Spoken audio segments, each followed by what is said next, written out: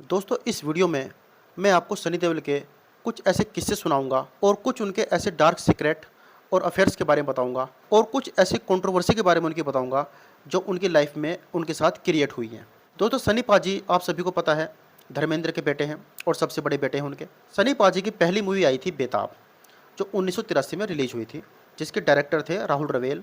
दोस्तों इस मूवी में सनी देओल की को एक्ट्रेस थी अमृता सिंह, जो सैफ अली खान की पत्नी थी। अब उनका डाइवोर्स हो चुका है। दोस्तों इस मूवी का बजट था करीब कोई 2 करोड़ रुपीस और इस मूवी ने वर्ल्ड वाइड करीब को कमा लिया था 9 करोड़ रुपीस और ये मूवी 1983 की ब्लॉकबस्टर मूवी बनी थी। दोस्तों इस मूवी की शूटिंग करने के दौरान अमृता सिंह और सनी देओल के बीच में प्यार हो गया था और उनके अफेयर के चर्चे बॉलीवुड में फैलने लगे थे।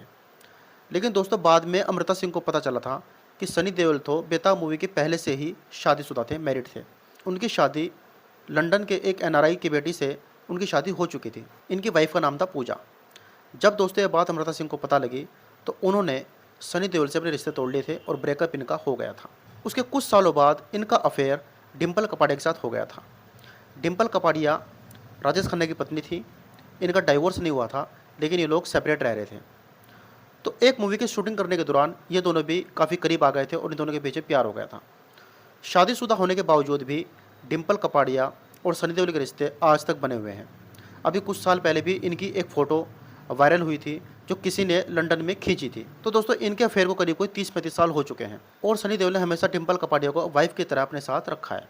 उसके बाद दोस्तों सुना है कि इनके कुछ 1-2 अफेयर मीनाक्षी शेषाद्री के साथ और रवीना टंडन के साथ भी कुछ दिन इनका अफेयर चला। दोस्तों एक बार धर्मेंद्र एक पिक्चर की शूटिंग कर रहे थे तो उनके डायरेक्टर ने कुछ उनके गलत सीन, कुछ उनके न्यूड सीन अपनी पिक्चर में गलत तरीके से इस्तेमाल कर लिए थे। जब यह बात सनी देओल को पता लगी तो सनी देओल ने उस डायरेक्टर को बहुत मारा था। तो ये दोस्तों बहुत फेमस कंट्रोवर्सी उनके साथ जुड़ी रही है। एक बार एक पिक्चर में अनिल कपूर और सनी देओल साथ में काम कर रहे थे तो इनके बीच में कुछ ऐसा कोल्ड वार चल रहा था, कुछ ऐसे इनके बीच एक लड़ाई झगड़े चल रहे थे कि सनी देओल ने अनिल कपूर का गला पकड़ लिया था। तो ये कंट्रोवर्सी भी हमेशा उनके साथ जुड़ी रही। डर पिक्चर में उनका झगड़ा शाहरुख खान के साथ और यशराज प्रोडक्शन के साथ हमेशा रहा, क्योंकि जिस वक्त डर पिक्चर आई थी उस वक्त सनी देओल एक सुपरस्टार थे और शाहरुख खान न्यू कुमार थे।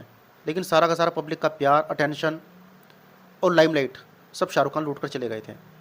तो इस बात का सनी देओल को बहुत मलाल रहा और उन्होंने 30 साल तक शाहरुख खान से बात नहीं की।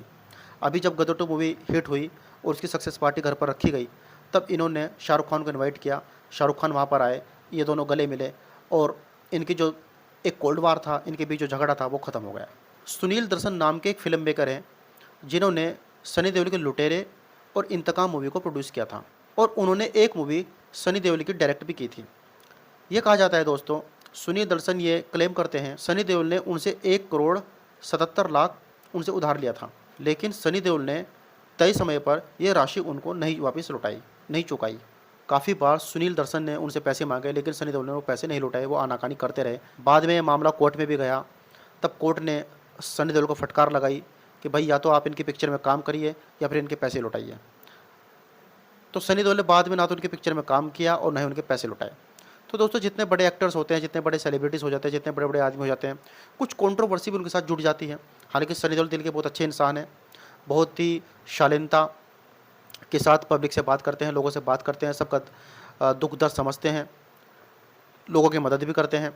कुछ गलतियाँ आदमियों से हो जाती हैं जाने अनजाने में, जानबूझकर या अनजाने में। तो किसी एक गलती के लिए हम किसी आदमी को दोष नहीं दे सकते। अब सुनील दर्शन की बातों में कितना दम है वो तो सनी देओल और सुनील दर्शन ही जानते हैं, हम इसके बारे में कुछ ज़्यादा क्लेम नहीं कर सकते। तो दोस्तों ये थी कुछ सनी देओल की मोटी मोटी जानकारियाँ। अब दोस्तों बात करते हैं अपनी सनी पाजी की गदर मूवी की। दोस्तों सनी पाजी एक ऐसे स्टार रहे हैं, एक पहले ऐसे स्टार हैं जिनकी पहली मूवी जो आई थी गदर 1 एक प्रेम कथा, उसने इतिहास रच दिया था। उस मूवी ने 133 करोड़ की वर्ल्ड वाइड कमाई की थी और ये ऑल टाइम ब्लॉकबस्टर मूवी बनी थी।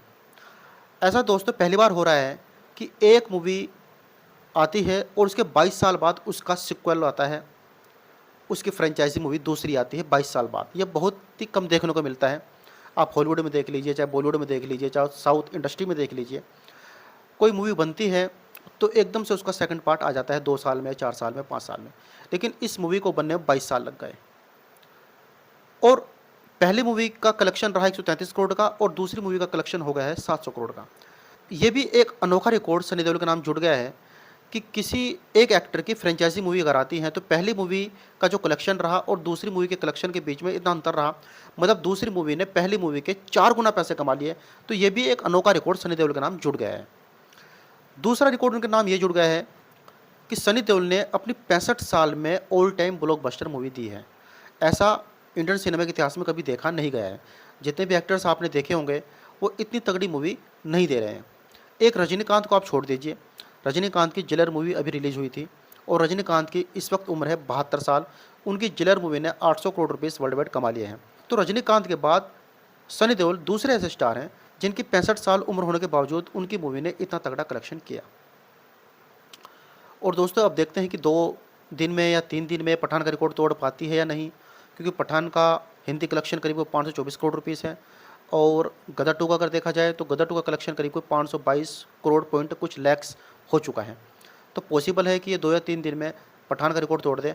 हालांकि आज इस मूवी का 45वां दिन है और आज ये मूवी करीब कोई 60 से 70 लाख का बिजनेस कर सकती है।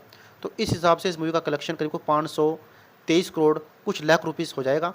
तो हो सकता है 3-4 दिन में मूवी पठान का रिकॉर्ड तोड़ दे और ये एक बहुत बड़ी अचीवमेंट और बहुत बड़ी एक उपलब्धि सनी देओल के नाम जुड़ जाएगी कि 65 साल के बंदे ने इतनी तगड़ी मूवी देकर इतिहास रच दिया।